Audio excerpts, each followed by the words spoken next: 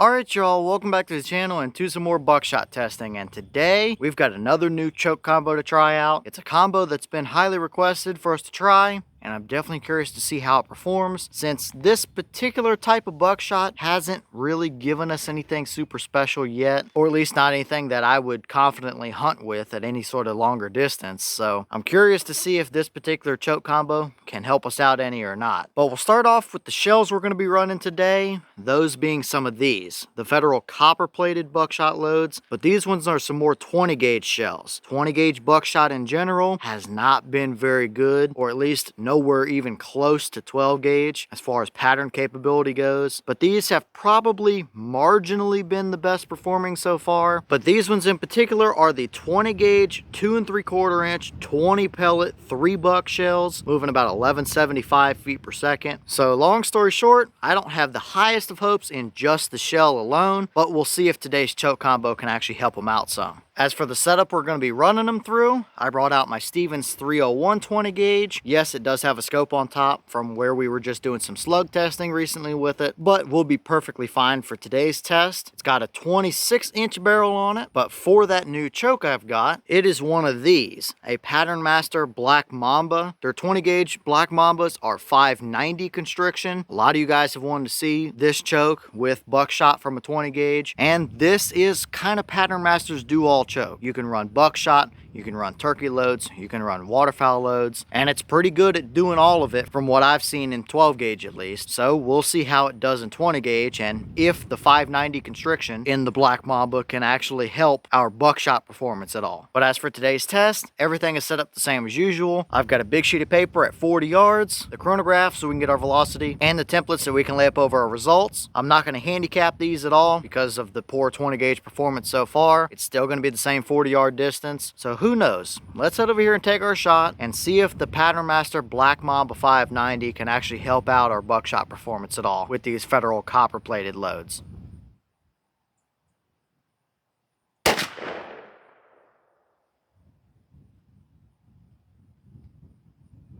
Alright, that shell gave us 1140 through the chrono. Boss claim is 1175. So from our 26-inch barrel, we were just a little bit under that number, but that kind of does make sense. They probably ran them through a 28 at the factory or something. But still, 1140 for a load of 3 buck is perfectly fine from a 20 gauge. But how did they actually pattern through that Black Mamba? Let's go check it out and see. Alright, so now we're down here at our 40-yard paper, and we see some pretty mediocre results, I would say. This is definitely far from the worst 20-gauge buckshot pattern we've seen, for sure. So I do think we had a little bit of improvement going to that 590 Black Mamba than what we had seen previously through some stock flush chokes, but I don't think it was the big savior that we all wanted, at least not with these particular shells. Overall, I would say this is pretty borderline usable. It might do the job on a predator hunt or something like that, but I don't think I would deer hunt with this combo just yet. If I had to for whatever reason, I think it would probably be pretty range limited, you know, inside of 30 yards. And for those of you that are probably already going to comment on how 20 gauge buckshot only performs well through an improved cylinder or modified choke and stuff like that, how 590 is a full choke and it's too much constriction and whatever, well, I've already been there, done that, and tried it, and well, it doesn't really work out. Might be okay in your setup, but in all of my testing, doesn't work. The tighter chokes you can get in 20 gauge for buckshot seems to be the better option. So just going by the blank sheet of paper, it's pretty mediocre at best. A little bit more of a broad spread. I mean, our overall spread was 26 inches wide by about 23 inches tall. 19 of the pellets were on the paper, and I think number 20 is down in the bottom corner board, so it's really nothing too special. But we'll throw a couple templates up and just see how it would look in a few different scenarios. So first up, we have a 10-inch circle. If we put it in the middle of our pattern where the core is supposed to be, we only have one pellet in there at 40 yards. If we moved it around, we would pick up a couple pellets. Maybe the very bottom left corner might be the hottest area of the pattern. We might have 4 or 5 pellets down there, but it's just not going to have a super hot core no matter where we put it. But you can clearly see you kind of want your pellets right in the middle of your pattern, and you really don't have that here with this combo. So not looking great to start with, but we'll throw a few animal templates up if you did end up hunting with these and see how that looks.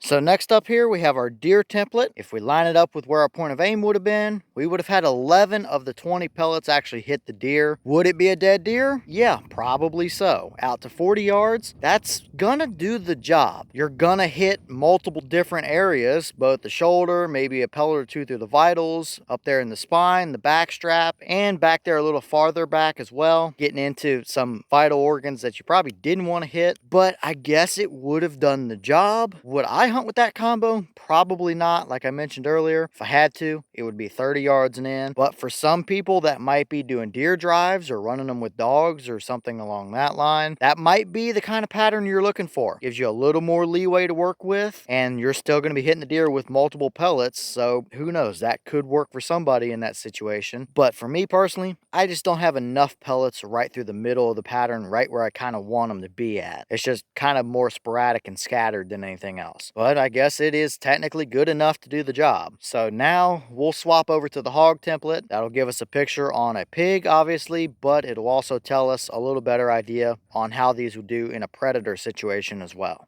So here is that pig template, and it's pretty well the same story as the deer. Technically would have done the job, but it's probably a little bit more broad than what a lot of people might want to see. For a predator hunter that might be shooting some running or trotting coyotes or something, that might be about what you're looking for as well, where you have a little more leeway and you're probably still going to hit them with 2, 3, maybe 4 pellets or so. So in that case, it would technically do the job. And overall, this is one of the better 20 gauge buckshot patterns we've gotten. It is definitely nothing great or nothing special, that's for sure. We have seen tremendously better from just the average import buckshot loads in 12 gauge. So that says something for comparison's sake anyway, that 20 gauge doesn't have the quality that a lot of 12 gauge stuff does when it comes to buckshot, unfortunately. But at least I would say this gave us a decent starting point, gave us a little bit of hope anyway, that maybe with the right shell, we might be able to tune them in a little tighter than that. For me, you kind of want to be under 20 inches worth of spread at 40 yards to really start having a good buckshot pattern, and we had at least 26 out of this one, so needs a little bit of fine-tuning still. Overall, I guess it would still do the job, and for some people that might be good enough. Now, I do think one of the big determining factors with a lot of 20 gauge loads, these included, are that they don't have a wad in them either. If they did, I think it would definitely control the pellets a little more and tighten the pattern down. These are buffered and copper plated, which helps, I would say, but if they were just fine-tuned that little bit, I think 20 gauge could step it up quite a bit in pattern performance. So pretty middle of the road today. Not great, not horrible, but technically would be good enough to do the job.